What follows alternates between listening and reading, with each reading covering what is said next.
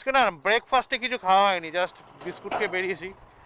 Dalkhola overbridge, মানে এই ওভারব্রিজটার জন্যই আগে ডালখোলাতে সেই মানে না থাকার জন্য ডালখোলাতে সেই জ্যাম লাগতো। তো চলে এসেছি পূর্ণিয়া মোড়, মানে এটা হচ্ছে পূর্ণিয়ার আর পূর্ণিয়ার মোড়। আমরা এখন আছি টুয়ার্ডস পশ্চিম দিকে। তো এগুলো সব নেপালি গাড়ি ধরছে। তো হয়ে গেল পারমিট, 2 মিনিটও লাগলো না। এটা হচ্ছে পারমিটের অফিস আর এটা হচ্ছে ব্যাংক। হবে রাস্তার অবস্থা ভাই আর কিছু বলার নেই। হ্যাঁ, মানে আমি এই রাস্তাটা কেন যে আমি দেখিনি আগে ইউটিউবে, দেখলে আমি আসতামই না। তো ভেরি গুড মর্নিং ফ্রেন্ডস, আজকে 23শে জানুয়ারি 2024 আর মোটামুটি আমরা রেডি হয়ে গেছি। এখন বাজে সকাল 9টা। অনেক দিন পর বেরাচ্ছি, একদম লং ড্রাইভ যেটাকে বলে। তো চলো বেশি সময় নষ্ট না করে আগানো যাক। Very good morning and welcome to in moto blog mode. তো আমরা এখন যাচ্ছি টুয়ার্ডস কাঠমান্ডু।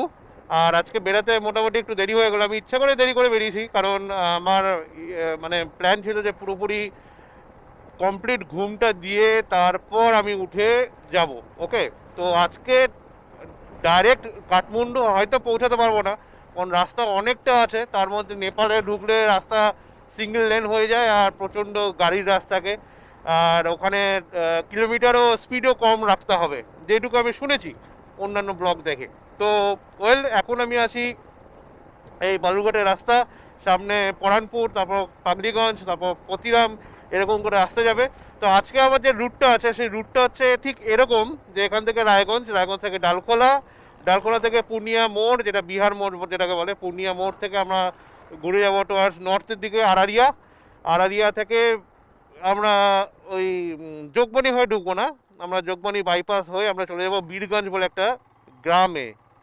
তো ওখানে এই জন্য যাচ্ছি কারণ ওখানে নেপালের যে বর্ডার যে চেকিং, মানে বানসার যেটাকে বলে, সেই বানসার করতে বেশি টাইম লাগে না, আর বেশি হেকটিকও না, আর বেশি রাশও নেই। তাই জন্য ওই বর্ডার পয়েন্টটা নেওয়ার চেষ্টা করেছি। এবার দেখা যাক সামনে কি কত দূর কি হচ্ছে, তোমরা সঙ্গে থাকো। শুরুয়াতটা ঠিক এরকম, বাড়ি থেকে একদম স্টার্ট করতে পারলাম না, কারণ অনেক কিছু প্ল্যানিং থাকে আর অনেক দিন পর বেরাচ্ছি, তাই জন্য একটু কেমন যেন আনইজি আনইজি হেকটিক হেকটিক মনে হচ্ছিল। আর এই যে জ্যাকেট ট্যাকেটগুলো পরেছি এগুলোতে অনেক মনে হচ্ছে যে হেভি হেভি। তো অভ্যাস হয়ে যাবে, পড়তে পড়তে অভ্যাস হয়ে যাবে। ঠান্ডাও মোটামুটি 15 ডিগ্রি সেলসিয়াস আছে, এখন রোদ উঠেছে, একটাই জিনিস ভালো। তো বাজে এখন 10টা 18 আর চলে এসেছি বুনিয়াদপুরে। এখন আমাকে চলে যেতে হবে টুয়ার্ডস রায়গঞ্জের রাস্তাতে। চলো, রাস্তার মধ্যখানে দাঁড়িয়ে বলছে যাও। তো আমরা সোজা রাস্তাটা চলে যাচ্ছে মালদা, আর ডান দিকে চলে যাচ্ছে রায়গঞ্জ। তো আমাদেরকে রায়গঞ্জ হয়ে যেতে হবে। একটু লেট, মানে স্লো চালাচ্ছি আর কি, লেট হয়ে গেল 18 মিনিট 20 মিনিট লেট। আসলে অনেক দিন পর এরকম লং ড্রাইভে বেরিয়েছি বস, আর তার মধ্যে পিছনে দুটো লাগেজ আছে, ভারী ভালোই লাগছে। আর এই মানে জ্যাকেট ফ্যাকেটগুলো পরেছি তো, মানে অনেক দিন পর কেমন যেন অস্বস্তিকর লাগছে। তো বাজে এখন 11টা 27 আর চলে এসেছি রায়গঞ্জে। মোটামুটি 2.5 ঘন্টা লাগলো আসতে, 2.5 ঘন্টা একটু কম লেগেছে একটু আসতে। তো মেন যে বালুরঘাট থেকে আপ টু বলা যেতে পারে বুনিয়াদপুর, ভাই প্রচণ্ড হেক্টিক। কেন যে এত ট্রাফিক, রাস্তা মোটামুটি ঠিকঠাক আছে কিন্তু স্পিড উঠবে না, এমনই অবস্থা। ওকে, তো আজকে যে ট্রিপের জন্য বের হয়েছি, মোটামুটি আমার বাড়ি থেকে 700 কিলোমিটার দূর কাঠমান্ডু। ওকে, তো কাঠমান্ডু তো আজকে মনে হয় হবে না, 11:30 তো এখানেই বাজে। ডালখোলা পৌঁছাতে আরও মোটামুটি 40 মিনিট লাগবে, তারপর পূর্ণিয়া মোড় আরও 30 মিনিটস যদি ধরে নিই, মধ্যেখানে খাওয়া দাওয়া করতে হবে। আসলে অনেক দিন পরেই গাড়ি চালাচ্ছি তো, আর এত ভারী পিছন দিকে ভাই,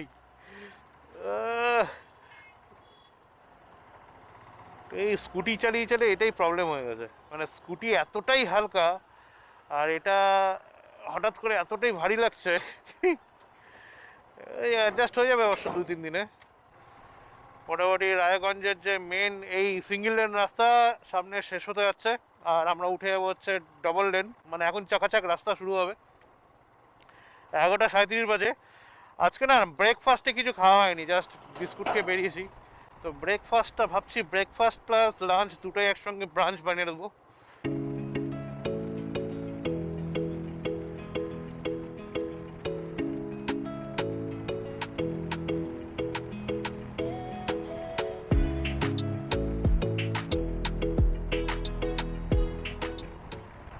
তো ডালখোলা চলে এসেছি, আর এটা হচ্ছে ডালখোলা ওভারব্রিজ। মানে এই ওভারব্রিজটার জন্যই আগে ডালখোলাতে সেই মানে না থাকার জন্য ডালখোলাতে সেই জ্যাম লাগতো। তো আমরা মোটামুটি ডালখোলা পৌঁছে গেছি।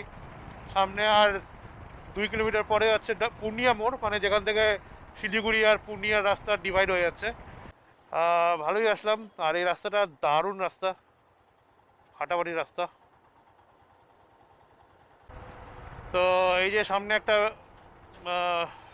পথ নির্দেশক লেখা আছে, পূর্ণিয়া 42 কিলোমিটার, কিষানগঞ্জ 28, আর শিলিগুড়ি এখান থেকে 127 কিলোমিটার। তো উপরে যে ওভারব্রিজটা আছে ওটা পূর্ণিয়া চলে যাচ্ছে। আমরা এই ওভারব্রিজটাই ধরে নিব বাঁ দিকে গিয়ে। আমাদেরকে যেতে হবে বাঁ দিক দিয়ে।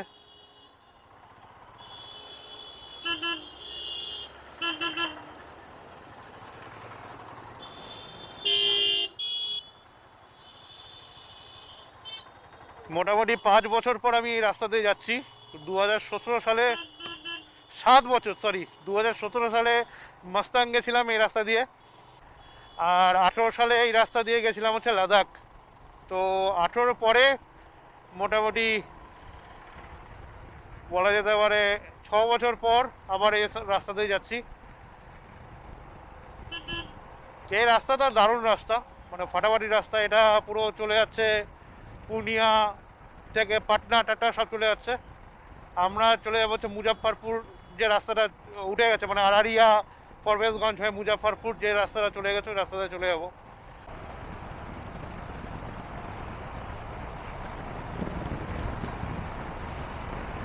কারণ বিশাল বড় ব্রিজ এটা।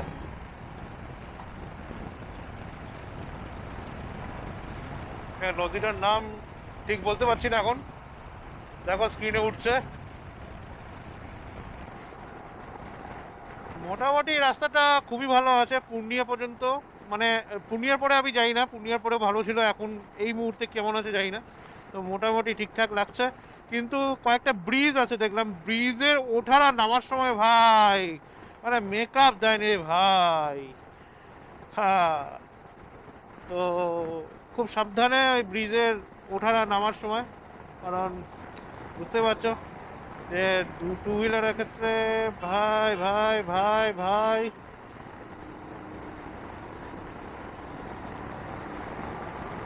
এমনি রাস্তা ঠিকঠাক আছে, মাঝে মাঝে সিঙ্গেল লেন হয়ে যাচ্ছে, মাঝে মাঝে ডবল লেন হচ্ছে, এমনি ঠিক আছে। এই যে সামনে ব্রিজ আসছে, ব্রিজের আগে মোটামুটি ঠিক থাকার কথা এটা, আই থিঙ্ক সো। চলো এটা ঠিক আছে। এর আগে যে 3টা 4টা গেল বাবা সাংঘাতিক ছিল। এই যে মানে থ্যাক না খাওয়াবে।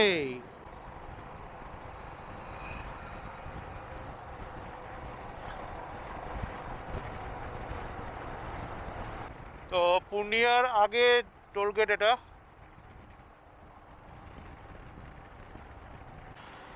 তো চলে এসেছি পূর্ণিয়া মোড়, মানে এটা হচ্ছে পূর্ণিয়ার আর পূর্ণিয়ার মোড়। আমরা এখন আছি টুয়ার্ডস পশ্চিম দিকে, আর ঘুরে যাব এখন টুয়ার্ডস উত্তর দিকে। এখান থেকে কাটিয়ার কাছে, বাঁদিক গেলে কাটিয়া, সোজা গেলে পাটনা, আর মুজাফফরপুর গোরখপুর হচ্ছে এই দিকের রাস্তাটা।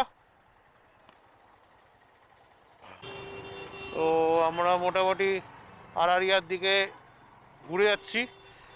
এটা হচ্ছে পূর্ণিয়ার মেন চৌরাহা। এখান থেকে চারদিকে রাস্তা চলে গেছে, যেটা তোমাদেরকে বললাম। মুজাফফরপুর এখান থেকে 285 কিলোমিটার। আমরা অত দূর যাব না, আমরা মোটামুটি ফরবেশগঞ্জ পেরিয়ে একটা গ্রামের রাস্তা আছে, সেই গ্রামের রাস্তা দিয়ে চলে যাবো বীরনগর।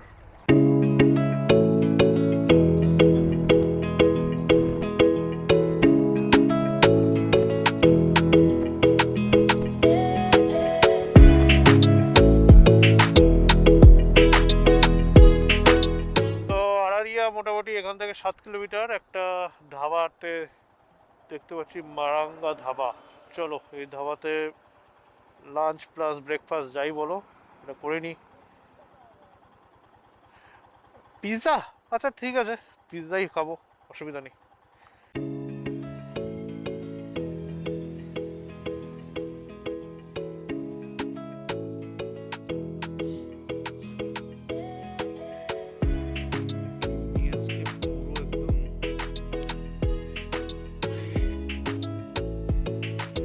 তো মোটামুটি চিকেন কি অর্ডার দিলাম,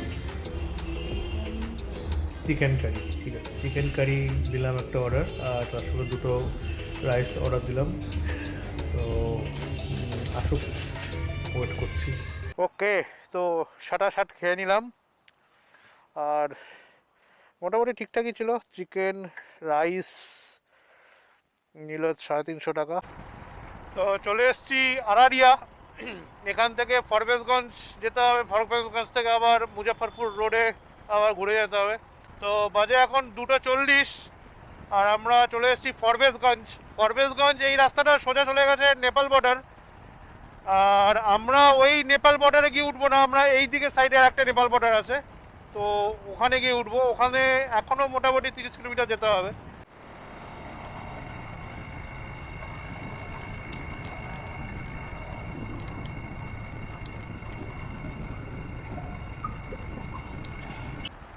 ওকে, তো এবার হচ্ছে একটা প্যাচ, এই হচ্ছে রাস্তা চলে গেছে মুজাফরপুর, আর সামনে একটা মোড় আসছে, মোড়টার নাম হচ্ছে ভীমপুর।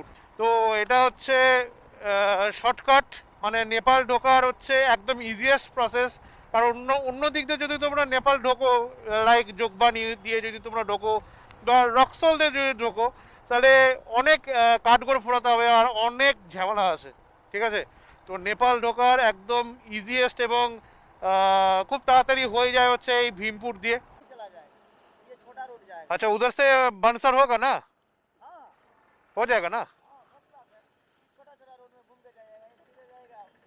अच्छा राघवपुर इधर इधर से कितना दूर है?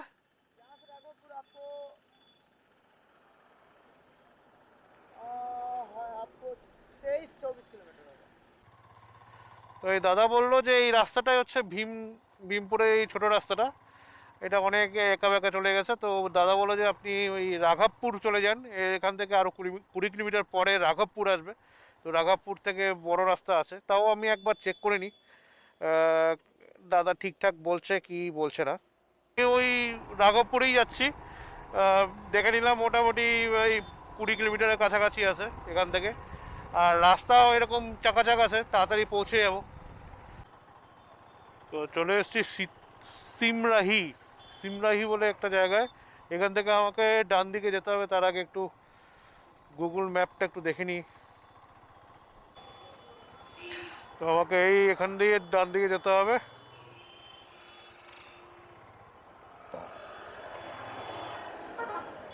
সিমরাহি থেকে ডান দিকে রাস্তাটা ঠিক এরকমই, এত বড়ই চড়া রাস্তা, কিন্তু সিঙ্গেল লেন রাস্তা।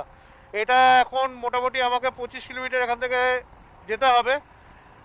ওই ভীমনগর বলে যে জায়গাটা আছে, মানে নেপাল বর্ডার, সেই বর্ডার পর্যন্ত যেতে হবে। ওখানে আবার কাজ আছে, পারমিশনে বানসার করতে হবে, তারপর আবার ঢুকতে হবে নেপালে। তো মোটামুটি নেপাল ঢুকতে ঢুকতে আরও 1 ঘন্টা, যদি সব ঠিকঠাক থাকে তাহলে 1 ঘন্টার মধ্যে ঢুকে যাবো। 500 টাকা।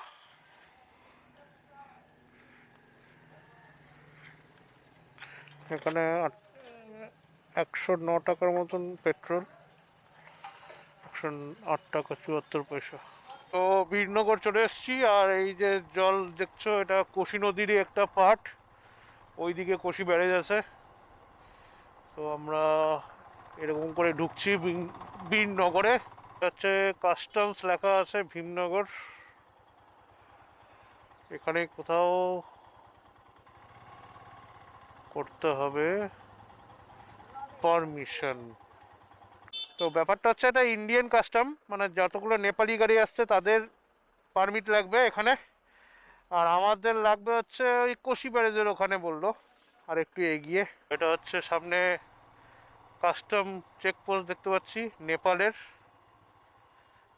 না এটাও মনে হয় ইন্ডিয়ার।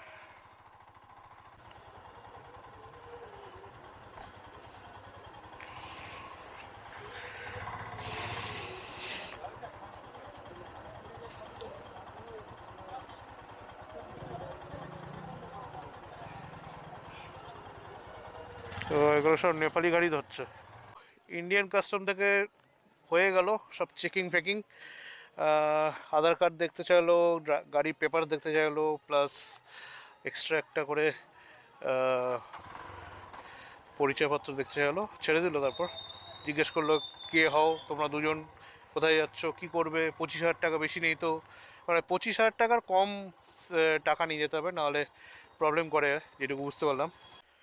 তো চলে এসেছি, এটা হচ্ছে কোশি ব্যারেজ, আর এটা হচ্ছে custom office, Sunsari custom office লেখা আছে। তো চলো দেখা যাক কি হচ্ছে। তো হয়ে গেল পারমিট, 2 মিনিটও লাগলো না। এটা হচ্ছে পারমিটের অফিস, আর এটা হচ্ছে ব্যাংক, মানে এখানে 1200 টাকা জমা নিল 6 দিনের। ও এটা হচ্ছে কম্পিউটারাইজ রিসিপ্ট দিল, আর এটা হচ্ছে এই অফিস থেকে এই ফর্মটা দিল। ঠিক আছে, তো এটা হয়ে গেল পারমিশন আমার। এবার আগে যেতে হবে, চলো যাওয়া যাক। তো হয়ে গেল 4:50 বাজে। এই হচ্ছে custom office, Sunsari custom office. এখানে তো আমার মোটামুটি 5 মিনিটের মতন লাগলো। তো এই দাদা আমাকে হেল্প করলো, দাদা 30 টাকা নিল এক্সট্রা। ঠিক আছে দাদা। তো এখানে এসে আবার টাকা চেঞ্জ করতে হবে। দাদা নিল হচ্ছে 100 টাকা, 155 টাকা নেপালি। এটা হচ্ছে কোশি ব্যারেজ।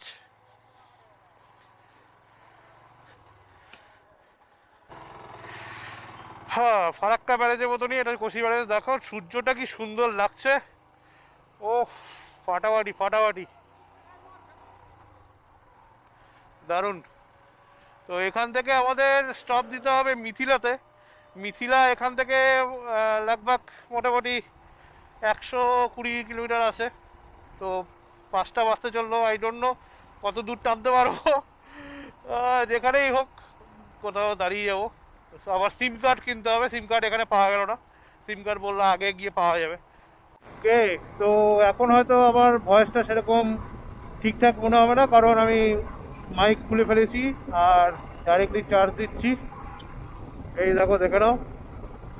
তো এখন কোশি ব্যারেজ থেকে বেরিয়ে গেছি। এটা হচ্ছে নেপালের রাস্তা, ইস্ট ওয়েস্ট হাইওয়ে যেটাকে বলে। এর চওড়াটা এরকমই, আর এটাই চলে গেছে পোকরা পার করে গেছে এটা। ঠিক আছে, পোকরা টোকরা পার করে আবার ওদিকে উত্তরাখণ্ডের সঙ্গে আবার মিশে গেছে, এটাই সেই রাস্তা। বলছি 7 বছর আগে যেরকম এই রাস্তাটা দেখেছিলাম ঠিক সেরকমই আছে, জাস্ট এক্সটেনশন হয়েছে, যেটা কাজ এখনো শুরু হয়নি। হ্যাঁ, তো রাস্তার মাপ এরকমই ছিল, এরকমই চওড়া ছিল, এরকমই মাঝে মাঝে পটল ছিল, চাপড়ি লাগানো রাস্তা ছিল। 7 বছর আগে এরকমই দেখেছিলাম, আর যেরকমই দেখছি 7 বছর আগে মনে হচ্ছে আবার 2017 ফিরে এসছে, আমি সেই একই নেপালি রাস্তায় আছি। মোটামুটি 2 কিলোমিটার ধরে এরকম রাস্তাতেই যাচ্ছি, আর রাস্তাটা চওড়া হচ্ছে দেখতে পাচ্ছি, কিন্তু রাস্তা কিন্তু পুরো একদম ক্ষেত্র ক্ষেত্র, পুরো পাথরে ভর্তি, আর পাথর মাটি মিক্স। এরকম রাস্তা হলে ভাই স্পিড তো এমনিতেই অটোমেটিক কমে যাবে। পাহাড় দেখা যাচ্ছে, এই পাহাড় এই রাস্তাতে কিছু দূর পর আসবে আবার চলে যাবে, আবার কয়েকটা টার্নিং এরকম পাহাড়ের মতন আছে, তারপর আবার সমতল হয়ে যাবে। তো এই রাস্তাটা এরকমই, সবই ঠিক আছে, কিন্তু রাস্তা কিন্তু একদম প্যাথেটিক কন্ডিশন ভাই।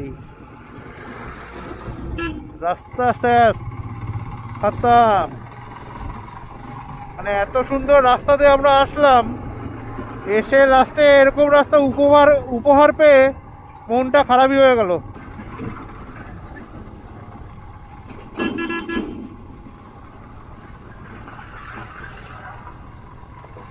এই হিমালয়ান বলেই কিন্তু তুমি তাড়াতাড়ি যেতে পারছো, এটা অন্য বাইক হলে কিন্তু পসিবল না।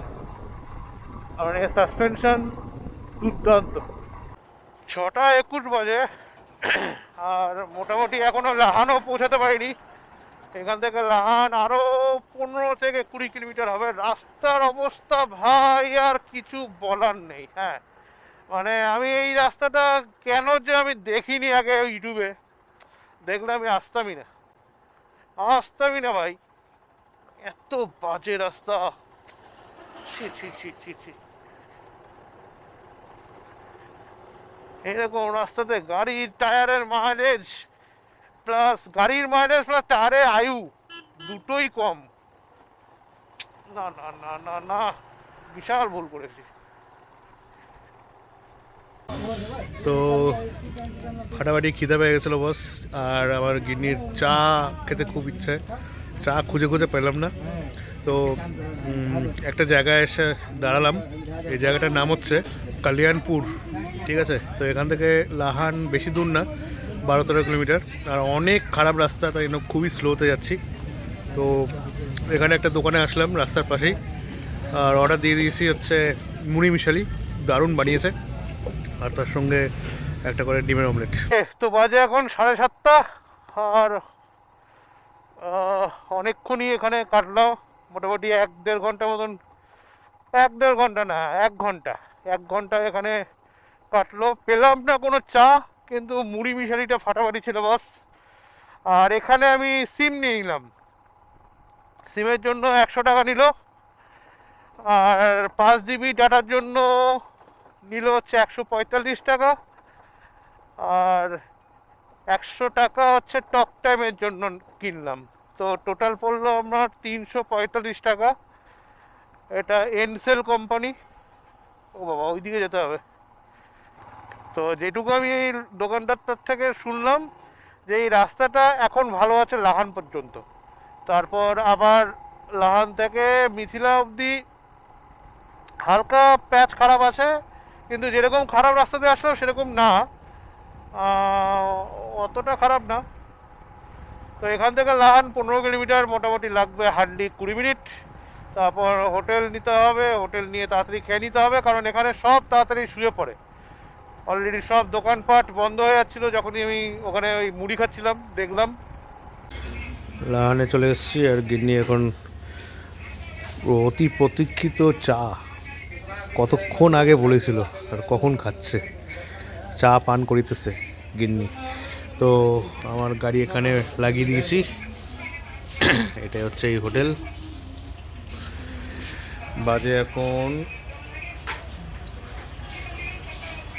15টা, এখনই আমাদেরকে ভাত খেয়ে নিতে হবে, এখানে সব তাড়াতাড়ি বন্ধ হয়ে যায়। আর হোটেলের নামটা দেখাচ্ছি, রাকেশ হোটেল, রাকেশ হোটেল, খুব সুন্দর। যে রুমটা নিয়েছি সেই রুমটা হচ্ছে 600 টাকা, দেখাচ্ছি তোমাদের। তার আগে চপ্পলটা পরে নিই, চপ্পলের 2 রকম কালার। তো এটা হচ্ছে বাথরুম, আর এটা হচ্ছে রুম। রুম ঠিকঠাক আছে, শো এক রাত্রি মোটামুটি ইয়ে করার জন্য ঠিকঠাক। তো গিন্নি অলরেডি স্টার্ট করে দিয়েছে। তো রাত্রি ডিনারটা ঠিক এরকমই, ভাত, ডাল, স্যালাড। এখানে কিন্তু মূলো স্পেশাল, হ্যাঁ, এই মূলো যে দেয় স্যালাডের মধ্যে, এটা আমি প্রথমে লাহানে এসে দেখেছি। তো তার সঙ্গে একটা আচার দেখতে পাচ্ছি, ইয়েস আচার, একটা শাক, একটা আলু ভাজা, আর একটা তরকারি। তো এই পুরোটা হচ্ছে থাকালি বলে, নেপালি খাবার। তো গিন্নি অলরেডি স্টার্ট করেছে, কেমন হয়েছে? ঠিকঠাক। আর তার সঙ্গে আমরা মাংস অর্ডার করেছি, খাসির মাংস, সেটা আসবে রাত্রে। ভাত, ডাল, অসাম লাগছে ভাই। ওকে, তো এখন বাজে 11:40 রাত্রিবেলা, আর গিন্নি অলরেডি চিটপটাং। আমি এই ভিডিওটা এখানে এডিটিং করছিলাম, কারণ আমার কাছে কোনো ল্যাপটপ নেই, কোনো কম্পিউটারে কোনো সরঞ্জাম নেই। অ্যাকশন ক্যামেরা থেকে এখানে নিয়ে আসতে হবে, অ্যাকশন ক্যামেরাতে অতগুলো জায়গা ধরবে না, এখানে নিয়ে এসে এডিটিং করে, এখানে ওয়াইফাই ফ্রি আছে, এটা ওয়াইফাইতে আপলোড করে দেবো। সেই ভিডিওটা কালকে তোমরা দেখতে পারবে, মানে তোমরা যে ভিডিওটা দেখছো আজকে, সেটা গতকাল আপলোড করা হয়েছে। তো এরকম করেই আজকে মোটামুটি দিনটা কমপ্লিট হচ্ছে, রাত্রিটা কমপ্লিট হচ্ছে। ওকে, ব্যাটারি পার্সেন্টেজ অলরেডি 7%। একটু বাইরের দিকটা তোমাদের দেখিয়ে দিই কেমন লাগছে, পুরো কুয়াশা একদম আচ্ছন্ন। হো হো হো হো, এই দেখো সামনে গাড়ি যাচ্ছে, গাড়ি কিছুই দেখা যাচ্ছে না, খালি লাইটটা দেখা যাচ্ছে। এখানে সব একদম শুনশান হয়ে গেছে, সব বদ্ধ। হ্যাঁ, মোটামুটি 8:30টার মধ্যে সব একদম গল্প শেষ। খুব সুন্দর, মানে পাহাড়ি পাহাড়ি টাচ কিন্তু প্লেন্স রীতিমতন ঠান্ডা লাগছে, আমি ঘরে যাই। কালকে আমরা এখান থেকে মিথিলা যাব, মিথিলা এখান থেকে 66 কিলোমিটার, তারপর পুরো চড়াই রাস্তা ফাটাফাটি হবে, যার জন্য আমার মেনলি আজকে এই ট্রিপটা প্ল্যানিং করা হয়েছে। তো ততক্ষণে আজকে এই পর্যন্ত ভিডিওটা এখানে শেষ করছি। সবাই ভালো থাকো, take care and bye by.